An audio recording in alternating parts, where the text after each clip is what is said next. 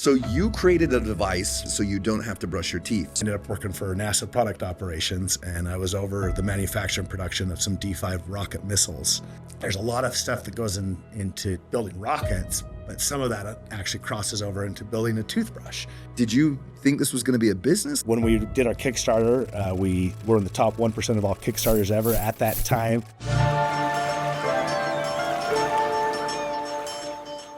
Welcome to Spiritual Capitalist today there, my friend. Great to be here. Thanks for having me. Absolutely. So today I'm joined by Craig Mock, and we're going to just get into it and open up the session, if you would, right? So what I want to do first is I actually just want to open up the space in just in gratitude, right? Just focus on the things that we're all grateful here with a little bit of sage. And yeah. You know, I'm really grateful for our listeners today, and I'm grateful that we live in such a beautiful country, and I'm grateful for my family and friends, and just the ability for us to be able to pursue the things that we love, and to be able to open a space to do that. So, if you don't mind, I'm just gonna, I'll just get it all over me apparently today. Thank you.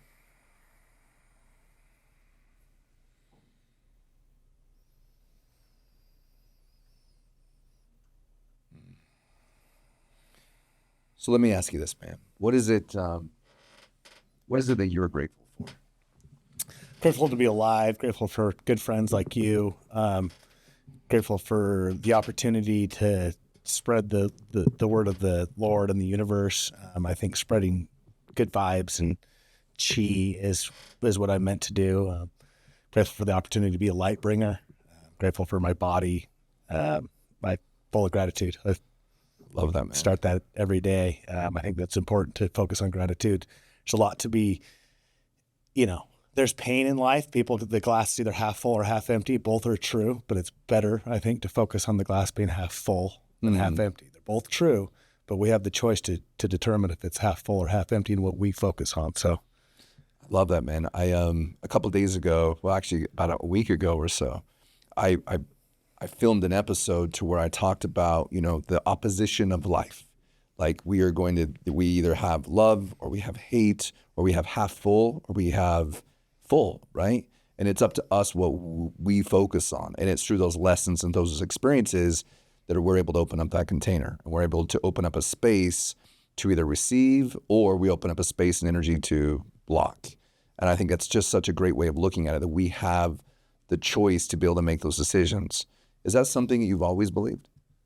No, I definitely think I was more closed off when I was younger. I was raised LDS, and so I think that you kind of get taught certain ways and certain beliefs growing up, and you kind of put yourself in a box. And I think even trying to fit into a box, in high school you tried to fit in. I was trying to become a mold. I was this athletic jock, kind of Mormon good kid, a little bit of a preppy.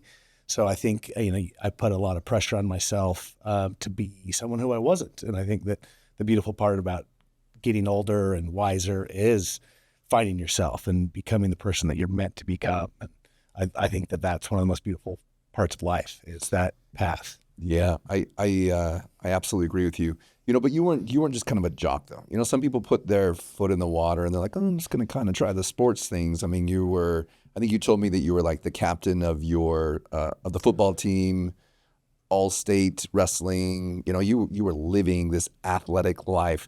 What do you think was a drive for that? Like, you think there was something inside of you that was saying, hey, look, I just want to be the best? Or was it you wanted to be the best so that you could be liked? Like what, because if we look at a lot of things, I think that a lot of times when we're pushing for something, we're pushing for it for a lot more than just there's an accolade in that, but there's something deeper in that. Did you ever find out what that was for you?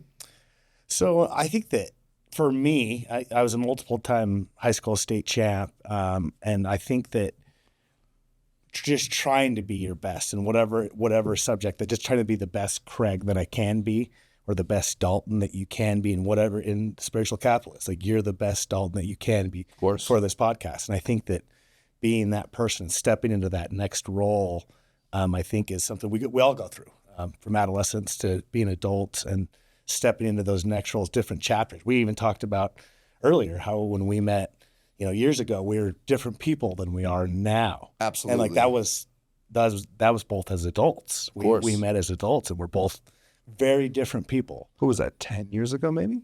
Probably like 2018, so almost 10 years, not quite 10 years ago. Yeah. We met in Vegas, out of all and we places. met in Vegas. We both don't like Vegas. Yeah, and we hadn't seen each other since that point in time. And then we just kind of rekindled and brought that relationship like back full force, which is fascinating to think, because when I first met you, as I said, I was like, man, you were carrying a lot of pain.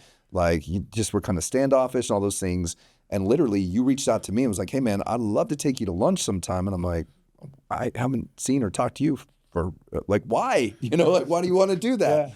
And so I think we can all change, right? We can all change. We can all evolve. And that's the beautiful thing about life, is that we don't have to stay stuck with the same belief systems. We don't have to stay stuck with the same religious upbringings. We don't have to stay stuck with who we were in high school, college, or really truly who we were even last year. One of my favorite quotes is, if we're not growing, we're dying. Mm-hmm. Because evolution is part of everything in life, including our spiritual growth. You know what I mean? Everybody that thinks they've hit some arrival point or the end point, man, they're sadly mistaken. For sure. They're sadly mistaken, because there's so much to this world.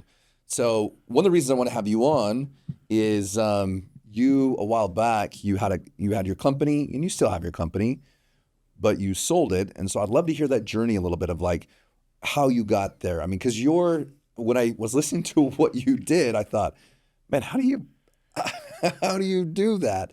So you created a device, what you were telling me, in college.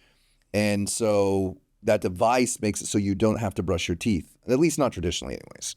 So would you dive into that a little bit for me? Like dive into like where this kind of came from, how this whole thing happened in college, because I love the journey of what happens when you get that spark of an idea and then you have to like do something with it. Yeah. So I think when we met in Vegas, I think launched my Kickstarter for the world's first toothbrush, our Easy Toothbrush. And where the idea came from is, in college, my roommate's sister just graduated dental hygiene school, and she gave him a fancy Sonicare toothbrush that beeped every 30 seconds. There's 4 quadrants in your mouth. You're supposed to brush each quadrant for 30 seconds each. And so we both had a class at probably like 7 or 8 a.m. and he was using his fancy toothbrush and I was using just a normal soft bristled brush and brushing along. And then after about the second beep, I was like, man, there's got to be a faster way. So my mind was, reeling.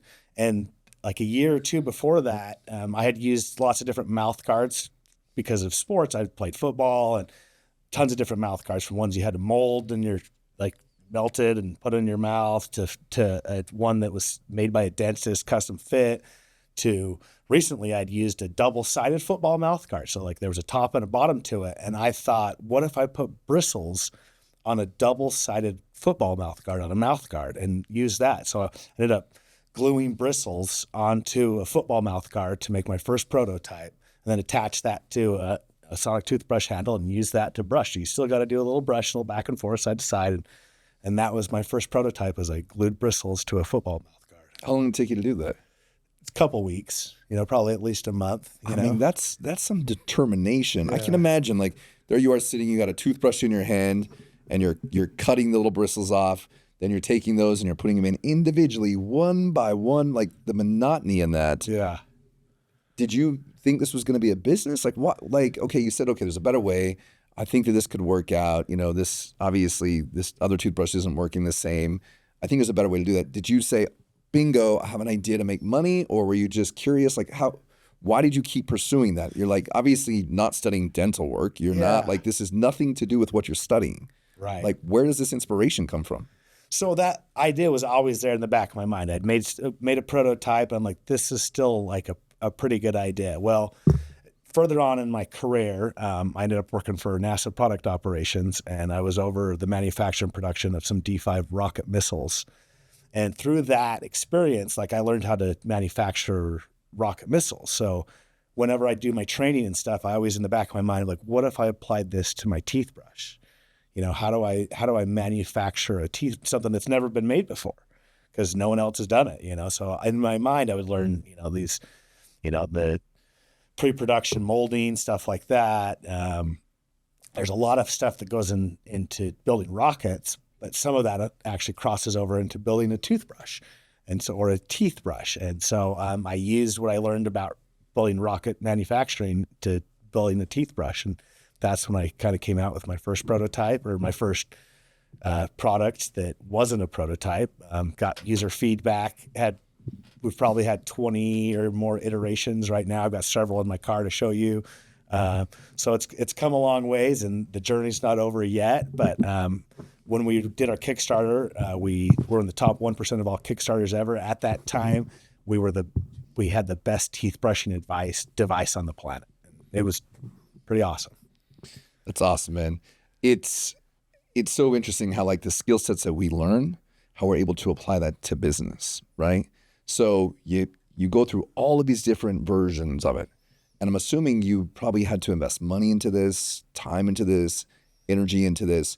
A lot of people that I've noticed in my life, they'll get an idea about a business, or someone will give them advice about a business, and they start to think, oh, this is really easy. Like I can do this. And there is that moment where things become easy, but then there becomes another point where you're pushing against the opposition, right? We talked about the duality of things.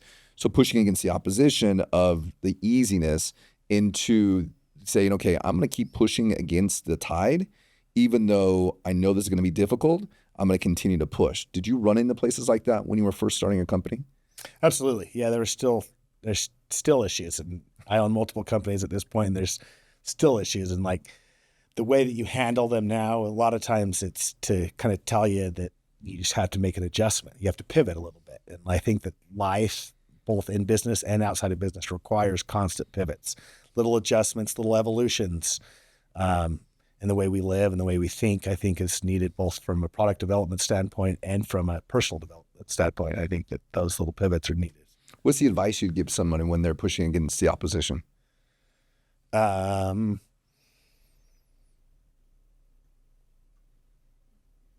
would see what's working, what's not working. I think a lot of times we push too hard against maybe the opposite, and we really should kind of find that path of least resistance. Like there's a right way and there's a wrong way. And I think sometimes we push hard against the wrong way. And I really think that finding the right way sometimes is easier than pushing the wrong way. So, and I guess that's kind of from like the jiu-jitsu philosophy is that, you want to stay in good position. And I think if you get yourself out of good position, that's when kind of problems happen. But like you should be pushing a little bit. There should be a little bit of staying in good position and pushing and going against the grain a little bit. I think that's required, but then you don't want to go too far to the left or too far to the right. You kind of want to stay in good position and continue to push on, to press on. What does that mean to you, being able to stay in a good position? What's an example of that? Because look, we've got people that are watching the show. I mean, you've exited a company, you've had a lot of success in your life. What does that mean? So, and I'm going to use jiu-jitsu as a good example because it applies to life. And like in jiu-jitsu, when you go to attack someone, you've kind of exposed yourself. So you've given up your arm, or like you've overextended yourself, and therefore you're now vulnerable. So staying in good position is you still have to push forward and continue, but you don't have to like overly attack or overly extend yourself to where you're vulnerable. So you want to continue and proceed forward in good position, like keep your hands tight and you don't have to just be attacking something all the time. That's actually how you get, you're vulnerable. Where if you stay in good position and you avoid stuff that comes at you, like that's staying in good position. Life's going to throw curveballs at you. Sometimes you got to dodge it. Sometimes you got to catch it, and like that, and that's life. So I think that learning what your good position is and how to stay in that position and being around good people, I think that's all part of it. If you're hanging out with the wrong people, they're probably not going to help you stay in good position. If you're hanging out with a bunch of fat people, sorry to say that, you're likely going to end up fat. If you're hanging out with a bunch of healthy people, you'll likely end up healthy. If you hang out with a bunch of spiritually healthy people, you'll probably end up spiritually healthful. And yeah. I think it's beautiful what you're doing here with this, because I think that spiritualism is one of the few areas in life that we're not advancing as humans as fast as we need to. I think technology is going way faster than spirituality. And so that's why there's this huge need. And probably one of the reasons I reached out to you is I was like, man, I love what you're doing. Like what you're doing is awesome. And the world needs it. Keep putting your vibes out. Keep doing it, brother. Thank you, Ben. I really appreciate that. The terminology spiritual capitalism, right, is such a polarizing concept. and it's something that's always being uncovered. I think that our spiritual journey is, depending upon where we're at or where we wake up or who we're around or who we're influenced by, like you just said, is really important, right? So I have the opportunity to be able to meet with people like yourself and hear such great stories, but not just meet with people, become friends with people, because likeness attracts likeness. And what I find is more and more entrepreneurs actually are extremely spiritual, because somewhere along the path, there was an insight that came to them from somewhere. For sure. And yeah, I agree. From somewhere. Yeah. And it was like, and I believe, like I truly believe that insight comes, right? Inspiration comes. And I don't think it just comes to you. I think it comes from multiple people. But depending upon where they're at on their path, what they know, what they don't know, how brave they are, and so on, people will sometimes walk through the fire and they'll walk a little bit and they're like, whoa, nope, not going to do that. Other people walk a little bit further and like, nope, not going to do that. And then someone eventually says, nope, I'm going to walk all the way through to bring this thing to the world, which is what you did. So how many of these devices have you sold so far? Several thousand. Got it. Yeah. That's crazy. Yeah. Like this, and I've seen them now. I've seen other companies kind of doing the same thing. You know what I mean? And I see you're always coming up with new versions and so on. But at one point in time, you sold your company. Yeah. How was that moment when that happened? Because every single entrepreneur I know, when they think about, I'm going to build this thing, and every book you read, it says you have to have an exit plan. You're either going to go public, you're going to create cash flow, you're going to sell it, and ride off into the sunset. And I've talked to a lot of people that have sold their companies for several hundred millions of dollars, and nobody rode off in the sunset. Yeah, and I didn't ride off into the sunset either. I kind of hunkered down a little bit. I was I didn't know investing as well as I do now, and didn't understand money as well as I do now. So I think I kind of was more reserved and kind of not at the best mindset then. I think that it's taken a lot of growth to get to where I'm at, and I think like I made some. So I bought like 5 cars, some silly stuff, and that wasn't necessarily the right thing to do. I think that now I see that I want to have more impact and help more people and help entrepreneurs. And now I do a lot of coaching and one-on-ones and individual help and helping businesses because I feel like that we can have more of an impact that, with synergy, 1 + 1 = 3, you can have more of an impact that way. And I think that's something that I've learned, I think I've grown since then, but, having some money definitely has enabled that, so I'm grateful for that. I've learned a lot. For example, I've learned a lot about private equity and how to sell a business that I didn't know. Like what I kind of advised you is to sell it twice. Oh yeah. So you can sell it initially and you can keep 10 to 20%, and then you can sell it again and get 2 rips out of it. And that's what I advise people to do now. Like you don't need to sell it all at once, but sell it twice. Yeah, we were talking about that the day that the concept comes when you sell your company. You have a couple options. You're going to have private equity come in and they're going to buy you. You're going to have a private investor who's going to come buy you. You're going to have a lot of different options that can happen, but there's not like a ton. There's only really a few. But for the listeners, which I didn't know, by the way, is that if you hold 20%, correct, you don't hold the liability of the company, but you also can get, as you would call it, the next like bite on the apple, right? Mm-hmm. So if that company goes and they go public, or if they sell to somebody else, or if there's a mergers and acquisitions that happen, you can also then, see that success as well, which is great, especially if you're the one that's built it since day one and went to, to create that. So you told me a moment ago that you bought a bunch of cars. Did you enjoy them? Briefly. Yeah? Yeah. You still enjoy them? Not near as much as I used to. No. I'd probably even say no. Like it's not what gives me joy anymore. It did then, and maybe that was more of like an external me trying to fill some gaps. Sure. So I was trying to fill it with things. I thought that, I want this, and this. And then when you have it, you're like, that doesn't bring you happiness. And then in fact, there's work to it. There's like maintenance cost and insurance. And there's work now that I don't like. I don't want. Like now I really only drive one of my 5 cars very often. Like occasionally I'll drive the second one.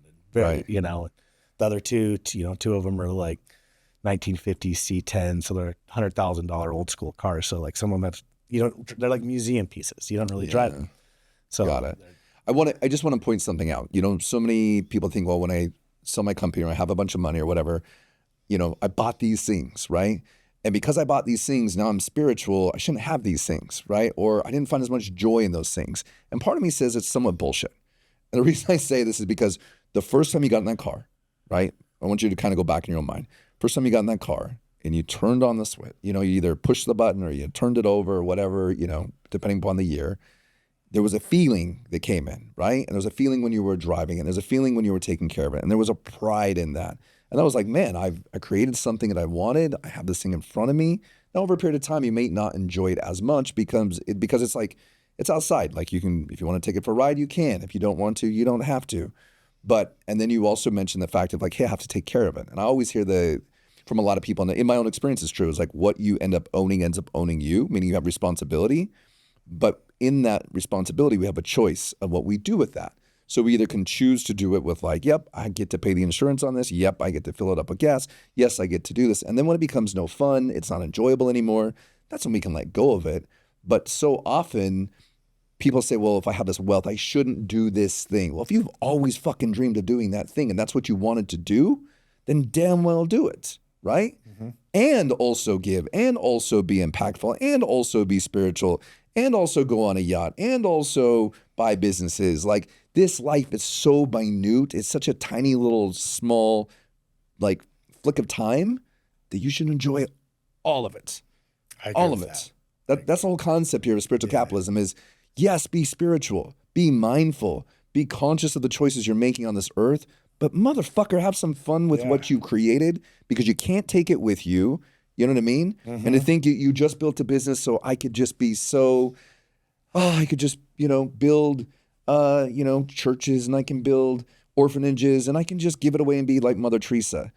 That's not the idea either, because the idea is how do you use your wealth to create impact? I was sitting with Greg a couple nights ago, Anderson, and we were having this conversation, and he said it beautifully, and I was like, my gosh, I'm so using that. So I give credit to him. And he said, he was talking at dinner, and he said, my goal is to make as much money as humanly possible, to accumulate as much as I can, because if I can get around people like you, Dalton, and people like you, Craig, then we can make a massive difference, because either way, someone's going to get that capital, and it might as well be somebody that is at least done their own quote unquote work, which comes in so many different ranges, but that they've got that, because then they can make a big, massive change and have a whole hell of a lot of fun doing it at the same time. I have no interest in walking around in a monk's cloth and pretending I'm so holy and I have it all fucking figured out. No interest in it. Great. But I have an interest in having a lot of fun with really good people and making a difference, right? You and I getting together and saying, hey, what impact do we want to make? Right. Who do we want to help? Yep. What technologies do we want to invest in? Because when you go out and you acquire companies, I'm guessing, at least from my experience, you're impacting families. Yep. They're getting paid. Yep. They're usually more. I almost give everyone raises when I take over a company. Everyone usually ends up better. Yeah. Because if they're better, they're going to do more, because often we're operating from a place of fear or scarcity. Like if you look at something, I was reading a book recently that was talking about Wells Fargo. Wells Fargo, do you remember when all of a sudden they were start making all those fake accounts? Do you remember this? Yeah, I do. Okay, but let's look at why they did it. It wasn't that they were bad people. It's because you took a bunch of sales reps. Those sales reps, what ended up happening to them is they got in a position, if they don't sell, they lose their job. Yeah. So they're in scarcity, they're in fear. But then what happens when you take another company and say, hey, by the way, we're going to make sure that you have maternity leave. We're going to make sure you have education. We're going to make sure that you can take care of your families. We're going to make sure you have medical. Like we actually give a damn about you and your families. Well, now that changes everything, because either way you're going to run a company, and you're either going to do it with a high level of integrity or you're not. And that's the choice and option, right? And I've seen both. I've been involved on both sides of those companies. Some really succeed because of that, and others completely fail because they're operating in a place of fear and scarcity. But that's also the same thing as an entrepreneur, because they're going to only act from a space of fear or clarity based upon the internal work they do. Right. So anyways, that's my soapbox. That was moment.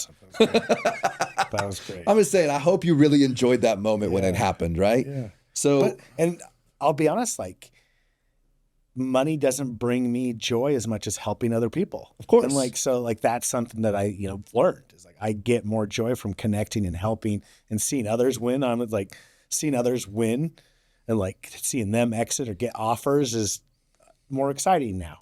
For me, like that brings me more joy, seeing others win and seeing their joy and being to help and just give a little advice as what I would or wouldn't do, and whether they take it or not. Like, I don't know. I love to see others win now. Well, you have a servant heart. Yeah.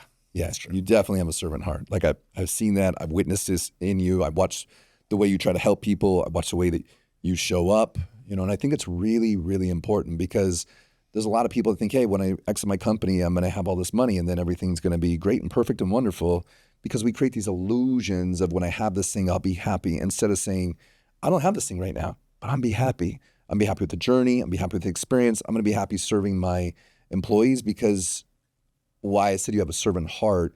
In order to be able to help companies, in order to be able to pay them more money, of course you need to make enough revenue to be able to justify that. But if you don't have a servant heart, you'll just take all of it anyways. Yeah. And what's the point in that? Yeah. But isn't it fun though when you're in a position where you and I go to dinner and we go with other people? And I think it's really important for people to say, who am I associating with? Because if I'm associating with great people, all of a sudden you're fighting for a paycheck over the dinner. You're trying to serve each other more than you're trying to get something from people. And I notice that over and over, depending upon where people are at in life, is how they show up in life. I agree with that. So what is new for you? So since you've now sold your company, you're acquiring companies, you're coaching people. So let's talk about that a little bit. You have entrepreneurs that are listening. What is some of the advice you would give them if you're coaching them? And I know you could say, hey, well, it depends on what situation they're in the most. What are you known for the most? Like if I was to call you up and be like, this is your superpower and this is what I need from you, what are you known for? Probably seeing the best in people. I'm bringing out the best in people. Like I'm an optimist, so I tend to see the light in people, can see the lighter side of them, and kind of help nudge them along a path that I think that they want to be on. Because your path's different than mine, but I want you to have the path that you want to be on. And like whatever that is, I want to cheer for you and be there for you and support you along that next path, whatever it is. And hopefully my path somewhat, maybe we zigzag and meet each other parallel at some point, give each other a high five along the way. Right. And so I think seeing the best in people is probably what I'm known for. I think that that's easy for me. From like a business standpoint, I think that it's sales. So I've been involved in billions of dollars in sales, hundreds of millions in sales in the medical field and billions in the defense industry. So I understand the sales and creating products that help people or have some utility to serve people, whether that's, in the military, whether that's in the medical field. It really comes down to helping people. That's what capitalism really is. It's how do you help someone and get paid for it? What do you help? What problem do you solve? What service or what product does your product help serve or solve? And that's really what it comes down to. Is how do you help others on a bigger scale? And I think what I would advise young entrepreneurs is think bigger. Whatever you're thinking about, 10x it, because that saying that if you aim for the moon and if you miss, you'll wind up amongst the stars. I think that is very true. So having huge goals, really big goals, and working towards them is the path. Like my goal was to retire at 40. I retired at 33. Congratulations. So, and that was just a minor step. Now that was just a step. And yeah. Like that's not it at all. And like now I'm retired from working for someone. I'll never work for someone again in my life, but I'll partner with people and I'll work with businesses, and it doesn't even feel like work. Like I enjoy it. I love helping people. I love helping the customers. I love helping the clients. I love the product development. Like I enjoy the servant side of capitalism, like where I get to help and serve. Like I think that that's important. And so I think that the young entrepreneurs are, I would say, focus on not yourself, focus on others. How can you serve more? How do you help others? And the money will follow. And the bigger problem you solve, the more money will be given to you. That is so true. I had a conversation recently and I said, you know what I love about being in a place where I'm not stressed about finances all the time? And people think, oh, it's because you just buy what you want or you could do. No, it's because I don't need anything from anybody. It's not like I'm meeting them. And I think if we're talking about young entrepreneurs, right? And I know a handful of them and I work with them. And one of the things I find a lot of them do is they're always trying to bolster themselves up, how cool they are. And then they're always trying to like put a deal together way too fast or way too eager. Like I don't mean eager in a way that's like, hey, like I want to, create something in the world. They're way too eager to jump into business with you. They're way too eager to like show their value instead of sitting back and being like, hey, like being calm, being cool, being collective, and not being in a place of like, I need, instead of coming from a place of service. And when you're in a place where I believe that your bills are taken care of, which you sit in a different place, so do I, but then you have the ability to say, okay, how can I serve? Like, what can I do? Like, this show doesn't make any money, but it's like, how can I serve? I want to get as much beautiful information out to the world. I want to be able to serve as many people as I can with a message that hopefully impacts their life and changes their day-to-day, whether it brings their spirits up, whether it makes them think about something different, whether that connects them with an entrepreneur or a visionary or an author or a doctor that we've had here on the show that they can say, oh man, I really like that guy. I want to work with that guy, where people call you and say, Craig, I got a company I want to sell right now. I'm a roofer, or I've got a service industry that I want to get into. So we talked about entrepreneurs and young entrepreneurs. One of the things that you and I talked about last week at lunch, it was this, and I think it's important for people to know. I believe that AI, because, obviously we're building AI software, I believe very quickly it's going to replace majority of people's jobs. However, I think there's markets where it's not going to replace their jobs, and it's going to be the things that people don't really like to do.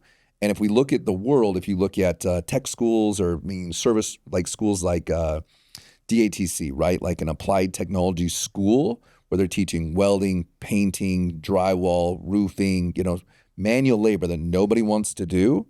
I think these are going to be the companies that are going to be eventually ones that it'll be a lot harder to dominate unless we get robots, up on the roofs and all this other stuff, which could come. But I know that that's a place where you're putting a lot of your energy and time is into service-oriented businesses that you're buying and you're acquiring. Because people probably think, well, you did this toothbrush thing. It's a tech company. You're selling online. You're probably getting tech companies, but you're not. No, yeah. I've been looking at a lot of blue-collar businesses for that exact reason. So businesses that AI can't replace or right now can't. So roofing, plumbing, electrical, HVAC, these are all hot items right now for to be acquired. So they're great industry for non-AI related stuff. So like there's some software that you can use to, do bidding and stuff like that. So you can integrate AI with it. But that physical labor part, I don't see that being replaced by AI very soon. No, so we're I don't either. 50 to 100 years maybe. So probably not maybe our lifetime, but towards the end of our lifetime. Hopefully our lifetime, man. Hopefully 100, 150, 160, exactly. maybe 200. We want to live to 120. Yes. Minimum. Minimum 120. I don't know what you're talking about. Put that out there in the universe. 120 minimum. Minimal, yeah. So if you need to make a bet on us, that's what we're shooting for. That's what we're shooting Minimal. for. 120. Yes. And here's another thing to think about. So a lot of entrepreneurs, or young entrepreneurs, like let's just focus there because these are people that have never really created something. If I were to go back, then maybe if you were to go back, would you, if you had the ability to go borrow money, right, from a bank, being a first-time business owner, and instead of creating something from scratch, is something I've been thinking about a lot lately, actually. Would I go out and create something from scratch? Because right now we're building Pona, which is our technology software company, into a close to $1 million, which is a fair amount of cash, you know what I mean? And I look at other businesses that I have had, NFT projects, $100,000 minimal, failed. Tech companies before, failed. SEO companies before, failed. And all of these will run you 100 to 70, roughly, maybe more, maybe less if you're bootstrapping. Do you think that's the way to do it? Or do you think it's better to learn the skill sets you're learning and go acquire a company, one that already has proven revenue, one that already is working, and do it that way versus trying to build something from scratch? Because it seems crazy if you think about it. So if we talk statistically, you're better off acquiring a company that's already running. Banks, for example, will loan money on businesses that have a proven track record, where they won't really loan money on businesses that are, in theory, an early stage startup. So you can do venture capital and stuff like that to raise money, but there's actually trillions of dollars, if not, lots of billions of it's called dry powder in our world, where it's sitting on the sidelines waiting to acquire businesses but these are for proven businesses, not startups and not ideas. So right. The private equity world understands the value of proven businesses, and there's money there. To me, there's really no other place on the planet to create generational wealth than exiting a business and land development. I don't really know. I mean, there might be some crypto guys that got lucky and have made some, but we're talking like those are very, very, well, that's very the rare. thing, though, right? That's the stories you hear is about, the Facebooks, the crypto guys, the this, the that. But what we don't hear is the bloodbath of every single business that's failed or the entrepreneur that has had a successful business exit. You don't hear about all the bloodbaths they had before that. No. Like, I mean, yours, you were very, I'm not going to say lucky, you were very focused. That's a better word for it. You were very focused on what you were building and what you were creating, and you got to that exit stage, which very few people ever get to that point in time. 90% of businesses on average fail. We're creating higher, maybe 95. Yeah, it's pretty high, right? Yeah. It's pretty damn high. And if anybody knows, like when I was younger in like in high school and stuff like that, do you remember Seinfeld, right? Yeah. And how they had Kramer on there.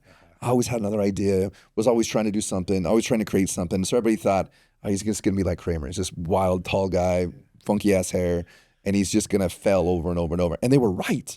I failed over and over and over and over until I didn't. But you have to have some pretty thick skin and you have to have fortitude behind you.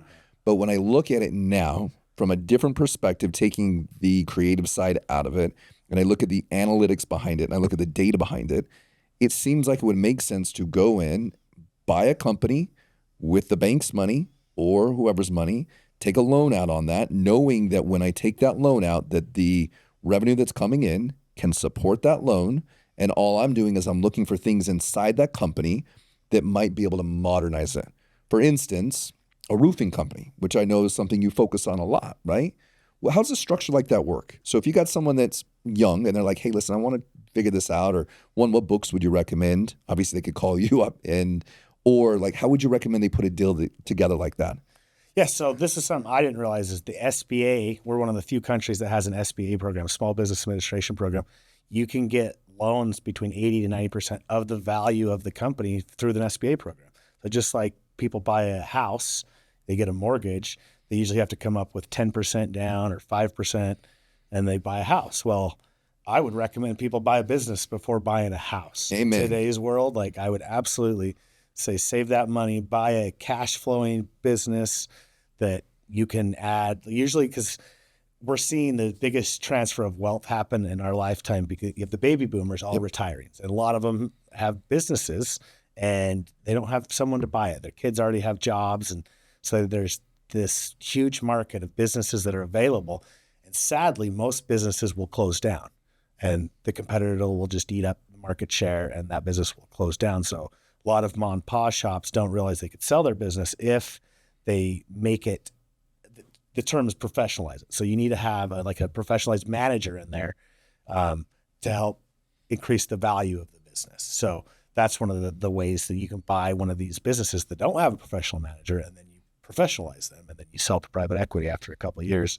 Usually they want like about $1 million in EBITDA or more, 1 to 2 million in EBITDA is how you get the highest multiples. Maybe some people don't know what EBITDA is. Yeah, earnings before interest, tax deductions, and appreciation, amortization. Sorry. Thank you for that. And so basically it's just a fancy term for like net profit, cash flow, net profit. They kind of interchange. There's some like interest, but really that's what you're shooting for is cash flow, net profit. Correct. After you spend all your expenses. What is the typical earnings that you're, so what is it? Is it 5-7 times earnings on the cash out? Yeah, about that. So with roofing, you can get about 5 to 8x depending on what your EBITDA is at. Sometimes more, depends on like what you do, but that's kind of where I shoot for. I try to buy it at 2 to 3x and sell it around 8x. Yeah, because it depends upon the market. And so just to give just a kind of a Reader's Digest version to people that are listening. So when you're thinking about private equity, now why would they do that? So let's say, for instance, that Craig buys a company and you buy it for, did you say 7 to 5 times multiple? Yep. I try to buy them at 2 to 3x. Oh, you're buying it at 2 to 3x. Yep. So you're going to buy it at 2 to 3x. And then what happens is there's private equity companies, which if you think of like BlackRock or, there's a bunch of them out there. They'll acquire a company from Craig at 7 to 8 times earnings. And all he's doing is trying to get it street ready, modernize it. He's also doing his own auditing in it. He's making sure that the papers are ready. He's making sure he has the story, he can prove it, and then he starts to shop it out with a broker. Once he does that, he's going to sell it for 7 to 8 times multiple. Now, what's in it for the equity firm?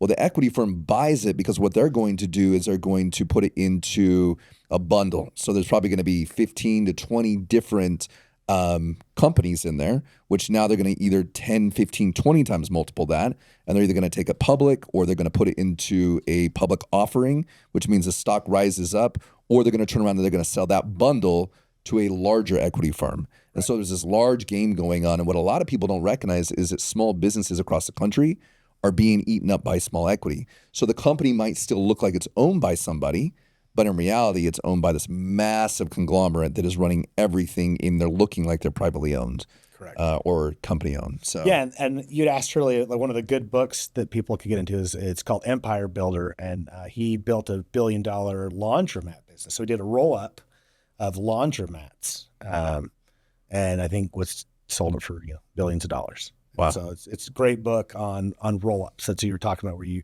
combine small companies together, and then you sell it to private equity in a roll up. So that's one of the way, like that's kind of what private equity does, is they bundle these together like you talked about, and they'll either go public with them, so to do an IPO, and then for example, like when they do an IPO, they might have paid 8x, but then when they go IPO, they might be getting 24x of that EBITDA, so they're tripling, and that's kind of what private equity looks for, is they're trying to between 3 and 4x their own money. So these are people with $120 million net worth. They're trying to get, we talked about this a little bit on a conversation recently, between 8 and 12 to 13% return on their money. So they're playing a long game. They're playing a 10-year game. They're okay with paying these 8x multiple, even more. Software is a higher multiple, 15 to 20 I've seen, or even higher. But they're playing a long game. And they also have all this dry powder. So they've got all this money sitting on the sidelines where they can't get more than like your 4 or 5%. So by getting 8 to 12 to 13% through a business over the years, it's a better and then they own the business. So it's not paid off after the years. And they're creating cash flow. They're creating cash. And cash flow is so important, because if you sell a company, you still need to create cash flow, because your money is slowly going out of the bank day by day, especially if you look at like cost of living, interest rates, depending upon who's in office. Like there's a lot of things to kind of play this game with. So if somebody says, okay, I'm going to go do this, I'm going to go get a loan from the SBA, do they just have to, what is the typical credit score they have to have? Usually around a 700 credit score. Okay. I think you even have a little bit less, but you definitely want to be credit worthy and have some money down payment, or you can do some creative financing with the seller. So a lot of times, like I'll have a seller carry 10 to 20% minimum, and sometimes the SBA will actually allow that. So you actually won't need any money out of pocket if the seller is carrying 20%. And then there's other creative ways. There's some invoicing, factoring stuff that you can do to try to keep your down payment low. But it's a good idea to have some, 50 to 100 grand. You got due diligence fees. So you got your attorney fees, CPA fees, stuff like that you want to make sure. Like I've almost bought a roofing company, and during due diligence, we audited it. We had an accountant go through it and basically found a bunch of discrepancies, and it was really only worth about half of what they presented. So there were some big red flags. It would have taken us several more years to straighten it out. So we backed out of the deal. We tried to get a price cut, and we didn't work out. So we backed out of the deal.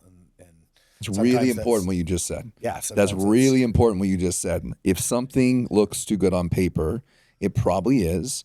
And make sure if you're going to buy a company, what you're saying is make sure you have an accountant look through it, do the due diligence on there. And a lot of times when you're going to buy these companies, most of these companies have not been audited. And when I say audit, I mean self-audit. They're looking at all their books, looking at all their information. We've been doing that for years as a company. And it's really important because you always want to be ready to sell. So that's another one I think people need to know, is if you're going to get a company, make sure you're always getting self-audited. I mean, obviously there's other ways of getting audited that you don't want. But that way also you are ready if you ever do get audited by the government. So the other thing to take into consideration too, I think, is what you were saying, is that you need to have a credit score. So if you do find a great business that you can, go in and acquire that business. And I know for you, you wanted to help entrepreneurs. So you got into credit restoration. You got into helping businesses be able to get capital. They're looking to acquire companies. You're also involved. So you're involved in the whole cycle. Plus you do coaching And on top of that, you're helping people buy and acquire companies on top of you buying and acquiring companies. So that's a little bit of a plug for you because I see what you're doing. The one thing also I was thinking about entrepreneurs that I think they miss a lot. It's not who you hire on, it's who you know. And it's like, well, I should say it is who you hire on. It's not what you know, and it is who you know. And you reached out to me and you've been doing this crazy amount of networking. I know a ton of people throughout the country that seem to know who you are.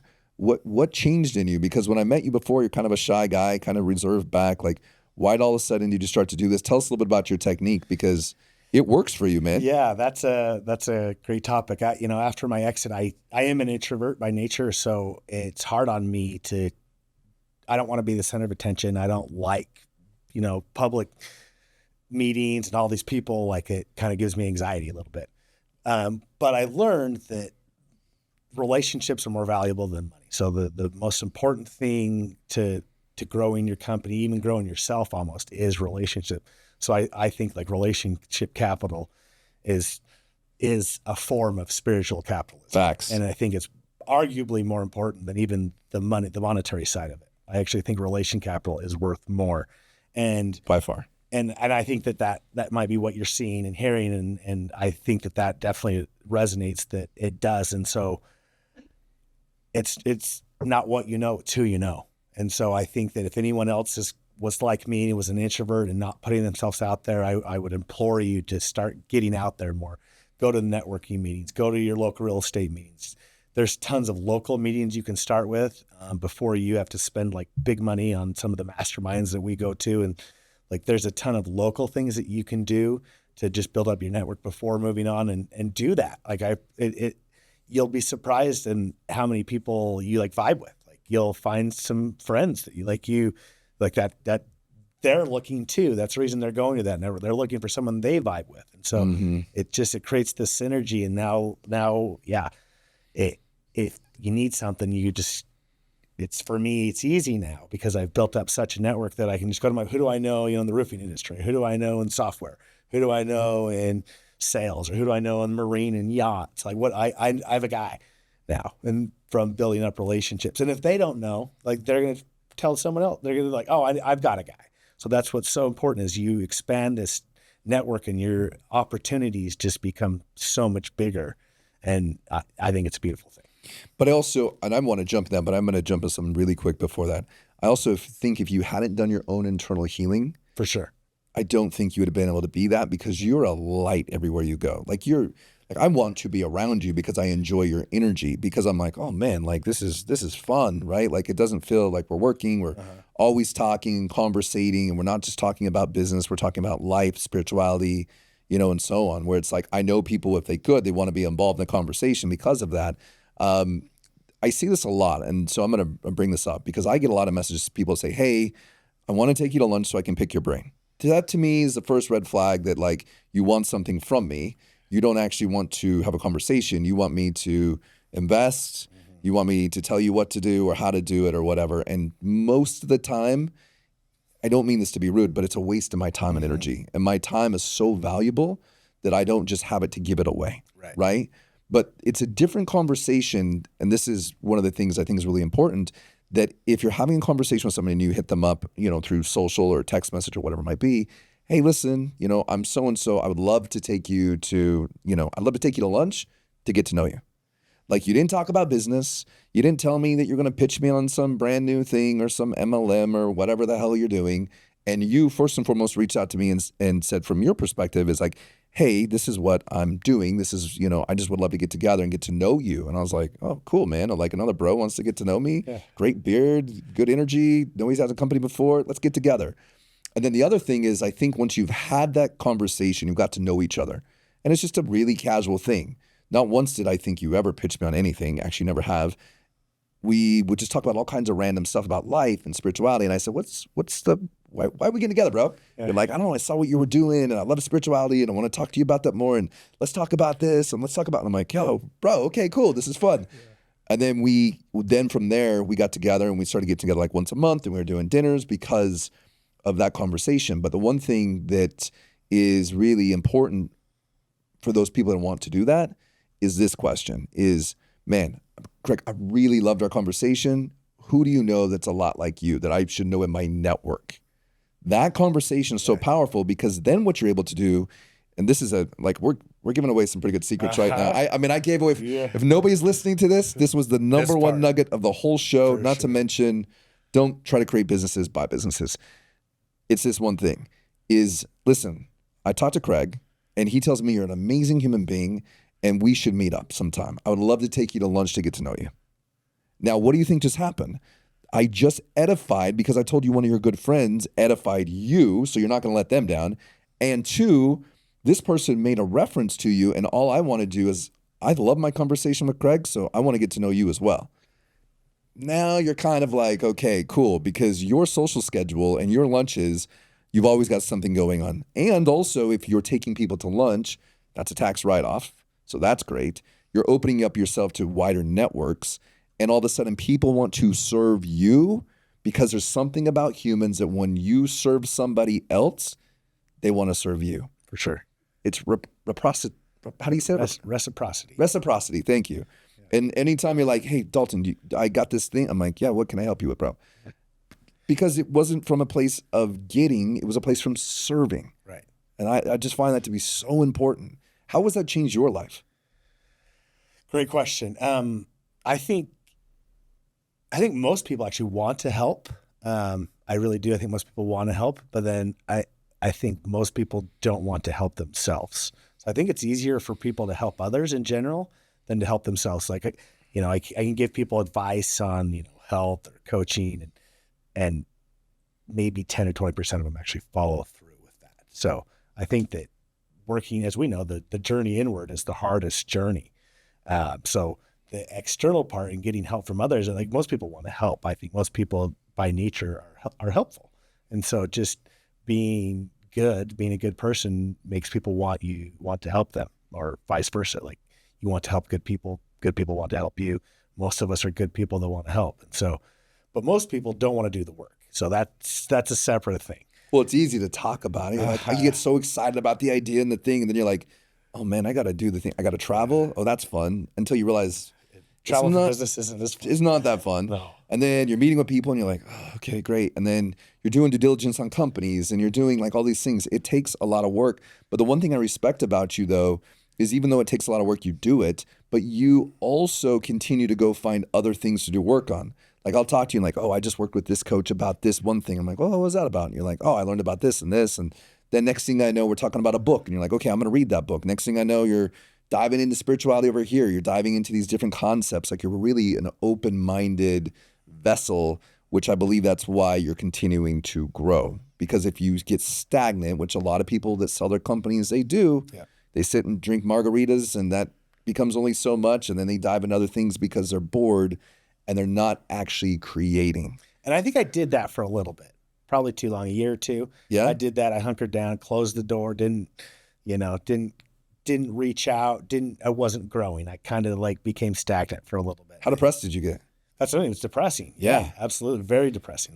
Not a path I would recommend or want for anyone even. So like it sounds great on paper, but it wasn't. Like saying that I retired at 33 sounds awesome, but like it was actually kind of depressing. Well, nobody else is retired for one. Exactly. Like, what are you doing with your day, right? But yeah, exactly. So like, yeah, you end up kind of in this kind of gray space. And I don't look back and think that was my happiest times at all, where like now I feel much more fulfilled and busy in a good way. And I help a lot and my calendar's full and got so much going on. It's hard to keep it, but I'm ADHD. So I enjoy that. You and I are the same that way for sure. I enjoy it. And, sometimes a few things like fall, but for the most part, I'm able to juggle it and I love it. And I wouldn't want it any other way, I love that. Yeah, it's, I recall at one point in time, I was like, my gosh, I'm doing so well financially. I mean, this is amazing. I'm able to help my family. I'm able to do all these things. I'm able to do the charity. I'm also able to get a nice meal or whatever I need to do. And then there just became this point, I'm like, what's the motherfucking point? And then I started working with William Lamb and we were doing some work and he's like, let me show you the value of being a billionaire. And once I saw that and it clicked, and once I saw the stuff that we were talking about earlier with Greg, I was like, oh, wait a minute.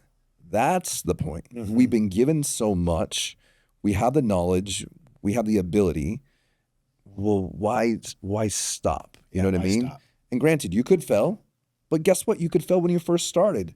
Do you think it's more scary for you knowing, how do I say, okay, this is the best way. Do you think it's more scary to think about going backwards than it is where you sit right now? Going backwards for sure. That sounds terrible. Yeah. That's a whole different drive on its own. You're like, I don't want to go back to that. But then so there's this other fear now that's driving you, right? So if we want to look at like what pushes someone or what pulls somebody, there's usually fear involved with it somewhere, right? And it's like, well, I don't want to go back to that guy, But I think as long as we continue to push forward and grow as human beings, I think it becomes very difficult to do that. What do you think? I agree. And we even talked about this a couple of weeks ago this is to go even deeper than on the spiritual standpoint, is if you're not growing, like you kind of are stagnant in an evolutionary standpoint. But we talked about this, like what happens next, like after life? Yes. And we talked about how there's some theories that like some religions believe in reincarnation and you come back depending on how you lived, on your karma. And there's some theories on the, like recently I read the book of Mary, and Mary Magdalene saw Jesus Christ after he came out of the tomb and was resurrected, but he wasn't in a physical form. He was in a spiritual light form. She wanted to reach out to touch him. And he was like, you can't touch me. I'm light, And so then we were talking about this is like, so what if the next step after this life, we become light, but you don't get to come back to being a human but if you become light, you don't get to come back. Like, would you want to take that next step, or would you want to stay in your physical form? And we even made the references like, do you want to be ants? Like would you want to be an ant? It's like, no. Right. And so I'm sure that's kind of how it feels when we're on that next step is, would you want to go back to your human form? It's like, no, like this next step is good. I don't want to be an ant. And it kind of feels like there's a pretty good analogy there that we're like ants. Like we're in downtown Salt Lake right now, people running around outside like ants. Yes. And not many of them are having this deep spiritual conversation and having these deep talks about like, what's next? How do we get there? How do we shine our brightest light? And, and I don't want to be an ant. Like I want to be a light bringer. Those are the conversations that like we talk about light, right? When I say it lights me up, they really do. Like having conversations about possibilities, having conversations about spirituality and the unknown, having conversations about what we could and couldn't create. And I often will, this building is a tall building. I'll go to the top and I'll look down and I think like, man, what are these people doing? Where are they going? What are they thinking? Like, what are they, and I'll sit and talk to some of these people and I'm like, wow. And I'm not better than them. But I'm like, why do I have this internal thirst since I was really, really young to know these things and to experience these things? And why do other people not? Like, I don't know. It's not for me to figure out, but I often just wonder, like, what is the difference in the curiosity from that standpoint in time? And then when do we lose that curiosity, And then because I've lost it many times and I have to re-spark that curiosity, right? I have to get out of my rightness because it's easy to be right. It's easy to think I know everything, but then very quickly, if you think you know everything and you're very right, you get to find out how much the universe will put you in alignment. That it'll show you very quickly. Show you very quickly. So, man, I have immensely enjoyed this conversation. I feel like we could just go in so many different directions and deep.